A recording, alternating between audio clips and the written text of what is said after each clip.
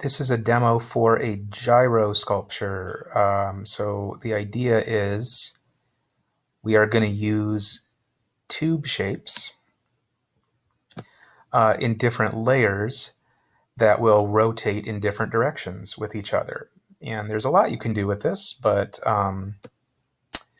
yeah. So I've already done a video of a gyro sculpture, and that's still pinned, but I think I've improved the method a little bit here.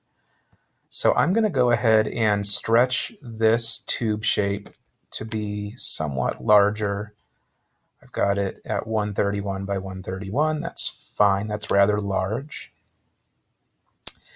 And I'm going to shrink it down to 10 tall. Why is that? Because the rings need to be thin enough to turn with each other, but they also need to be thick enough to be strong. Like if it was 1 or 2 millimeters, it probably wouldn't be strong enough. And we need enough space on the side to put the pins that are going to hold the rings in place with each other. So the outer ring we don't need any pins added to it. And I think this looks pretty good. And I've got it 10 tall. So the next step is copy and paste, and I'm moving to the inner ring. Now I could try to figure out exactly how wide this is, but instead of doing that, I'm just going to hold the Shift key so that this circle shape does not get warped in any way. I'm going to recenter it roughly. It does not have to be perfect at this point. That's pretty good. Maybe I can go just a little bit wider, and I'm still holding the Shift key when I do this. No, I cannot go wider. Fine, that works. And then the last thing is I'm going to have to stretch this one up to 10 because I want all the rings to be the same size. And you know what? Let's add all the pins last. Let's just create all the rings first and get it over with. So I'm going to hit the copying and pasting, hitting the Shift key as I resize.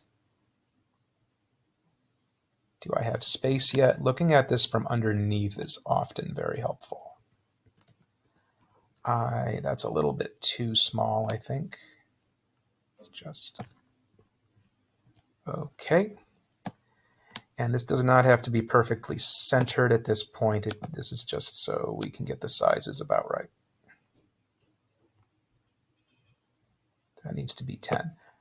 If you can't drag it perfectly, just type it in.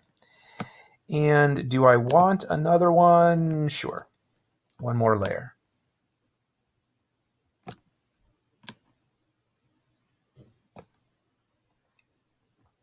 This is getting kind of thin, but it's still a few millimeters thick, which is enough to hold together.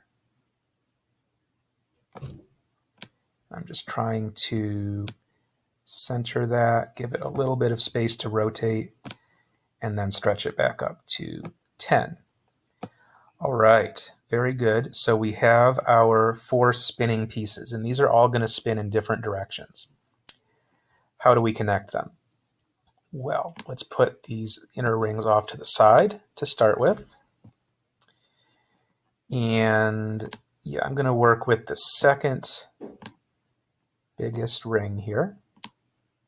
And I'm going to use a paraboloid shape.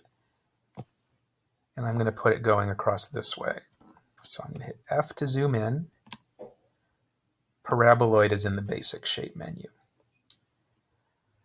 This needs to rotate. So go ahead and snap it to 90 degrees by using the inside rotation.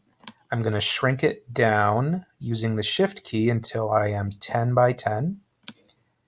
And then I can either use the arrows. I probably should use the arrows instead of dragging it.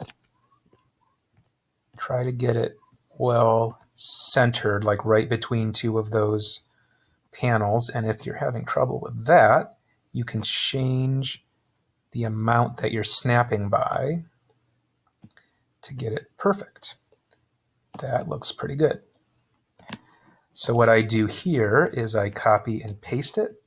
I mirror in that direction. I hit the mirror button again to get my regular controls back. And I just zoom over, I move this over to the other side. And in the next video, we will continue with the other rings.